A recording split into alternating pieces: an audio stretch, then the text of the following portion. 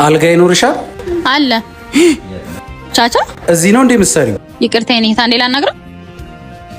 ቻቻ ግን ያማል። እንዴት ታደርጋለህ? አውቃለሁ። በቃ ከቤተ ክርስቲያን ጠፍቻለሁ። አሁን ቁልፉን ስጪ። እሱን አላልኩም። እቺ ልጅ እኮ በሽታ አለባት። እድሜ ልታሳጠር ነው። እቺ ባለጌ በክላይ ነበር። ቆይ እኔ ነኝ የማውቀው። አንቺ ባለጌ በሽታሽን ሰተሽ ልትጂ ነበር አይደለ? ቻቻ ተረጋጋ።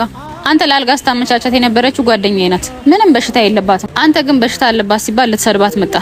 አንተ የዝሙት ኃጢአት በሆነው ቫይረስ ስንቱን በክልሃል። የምትፈራው በሽታ የሚያጠቃው ስጋህን ነው።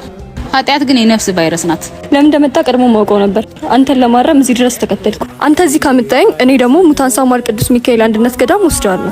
የመላኩ የቅዱስ ሚካኤል በረከት በሁላችንም ቤት ይግባ። እኛ ስራችንን ቀጥለናል። እግዚአብሔር ደግሞ በነገር ሁሉ እየረዳን ነው። ገዳማውያኑ በዓታቸው እየተሰራ የቅዱስ ሚካኤል ሕንጻ ቤተ መቅደስ ሊሰራ ዝግጅት ላይ ነን። ይህንን ሐሳባችንን ከግብ አድርሰን ፍጻሜውን ለማየት ያለ ገዳማውያኑን ለማገዝ በእነዚህ አካውንቶች ብትልኩ ቀጥታ ይደርሳቸዋል።